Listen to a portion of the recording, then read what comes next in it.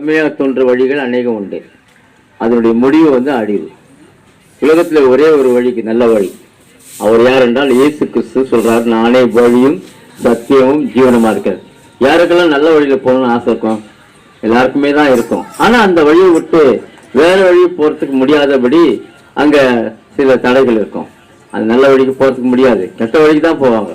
கெட்ட வழிகள் ஆண்டவர் பிடிக்காத ஒரு காரியம். மனுஷனுடைய விதத்துல ஒரு 17 பாவங்கள் குடிக்கொண்டிருக்கிறது. அந்த மனுஷன் உள்ளே இருந்து புறப்படுறது அவனே தீட்டுப்படுத்தி சொல்லப்பட்டிருக்குது. அப்போ நல்ல வழி வந்தா இயேசு சொல்றாரு, வருத்தப்பட்டு பாரம் சுமக்கிறவர்களே நீங்கள் எல்லாரும் என் நினைக்க வாருங்கள், நான் உங்களுக்கு இளைப்பாறுதல் கொடுக்கிறேன். 2026 வருஷத்துக்கு முன்னாடி இந்த உலகத்துக்கு மானிடனாக இயேசு கிறிஸ்து குழந்தையாக பிறந்தார். குழந்தையாக பிறந்த அவர் வளர்ந்தார். 4 நகரங்கள்லாம் சுற்றித் திரிந்தார். ஜனங்களை பார்த்து சந்தித்தார். அப்பொழுது எரிகோ என்ற பட்டணத்துக்கு எதிரே 2 பிச்சைக்கார குருடர்கள் அமர்ந்து கொண்டிருந்தார்கள். தாவீது குமாரனே எனக்கு இறங்கும் என்று சத்தமாக கூப்பிட்டார்கள். அப்பொழுது அவர் சத்தம் அவர் காதலை கேட்டு அந்த 2 பேரையும் நோக்கி இயேசு கிறிஸ்து போய் நான் உங்களுக்கு என்னப்பா செய்யணும்னு கேட்கிறாரு. அப்படி கேட்கும்போது அவங்க சொல்றாங்க, அவங்க பொண்ணை கேட்கல, பொருளை கேட்கல, சொத்தை கேட்கல, சுதந்திரத்தை கேட்கல, எங்க 2 கண்ணு திறந்தா போதுன்னு சொல்லி அவங்க கேட்கிறாங்க. உடனே அவருடைய கண்களை ஆண்டவர் இயேசு திறந்தார். இன்றைக்கு கூட மெய்யான கடவுள் யார் என்பதை பற்றி அறிய முடியாதபடி அநேகருடைய கண்கள் குருடா இருக்கிறது. அந்த குருடா இருக்கிற கண்களை ஆண்டவர் திறப்பாரானால் நீங்க நல்ல வழி எதிர்த்து பார்த்து அதுல வந்துடுவீங்க. அந்த வழியை தான் ஆண்டவர் காட்டுறாரு, நானே வழியும் சத்தியமும். உங்க வாழ்க்கையில சமாதானம் இல்லையா? இயேசுக்கு சமாதானம் கொடுக்கிறார், சந்தோஷம் கொடுக்கிறார். நம்ம நடைபயணம் செய்யலாம், தான தர்மம் செய்யலாம், எல்லாம் பண்ணலாம். ஆனா சந்தோஷம் இருக்குதா? சமாதானம் இருக்குதா? ஒண்ணுமே இல்லை. ஏன்னா எல்லாம் நம்முடைய வாழ்க்கையில கவலைகள், கஷ்டங்கள், பலவித பிரச்சனைகள், கடன் பிரச்சனைகள், போராட்டங்கள், குடும்ப சமாதானம் இல்ல, சண்டைகள், வாக்குவாதங்கள், பிரிவினைகள், மார்க்க பேதங்கள் இதெல்லாம் இருக்குது.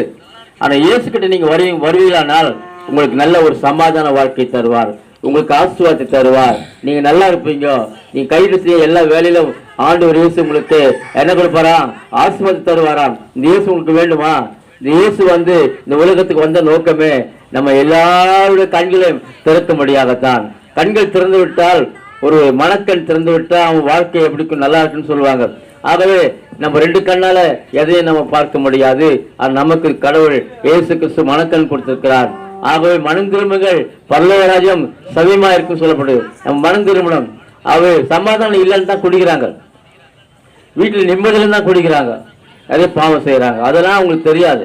வாழ்க்கையில என்ன பண்ணுவாங்க? இப்படியாக பல விதமான காரியங்களை செய்வார்கள். ஆனா சமாதானம் வருதா?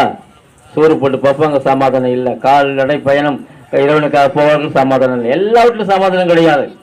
சமாதானம் கொடுக்கணும்னா இயேசு இந்த வானத்தையும் பூமியும் படைத்தார். அவர் தான் ஆண்டவராக இயேசு கிறிஸ்து. நம்மையும் படைத்தார் அவர் தான். ஆகவே தேவனாய் கர்த்தர் சொல்றாரு, நான் உங்களை ஆசீர்வதிப்பேன்னு சொல்றாரு. இந்த வார்த்தையை கேட்டுக்கொண்டு நீங்கள் உங்க வாழ்க்கையில ஒரு நிம்மதி வேணும்னா இயேசுவே என் உள்ளத்துல வாருன்னு கூப்பிடுங்க. அவர் வந்தாருன்னா உங்களுக்கு ஒரு நிம்மதி கிடைக்கும், ஒரு சமாதானம் கிடைக்கும், நீங்க நல்லா இருப்பீங்க, உங்க வாழ்க்கை செழிப்பா இருக்கும், உங்களுக்கு எந்த குறைவும் இருக்காது. இயேசு உங்களை அழைக்கிறார், இயேசு உங்களை நேசிக்கிறார், இயேசு உங்களுக்கு உதவி செய்ய முடியாது வந்திருக்கிறார். அந்த கிராமத்துக்கு, இந்த வீட்டுக்கு வந்திருக்கிறார். நீங்கள் நல்ல மாதிரி உங்க வாழ்க்கையிலே நீங்கள் இருப்பீர்கள் என்றால் அது சந்தோஷம்தான். அது நிரந்தர சந்தோஷம் கொடுக்கிறது இயேசு கிறிஸ்து தான்.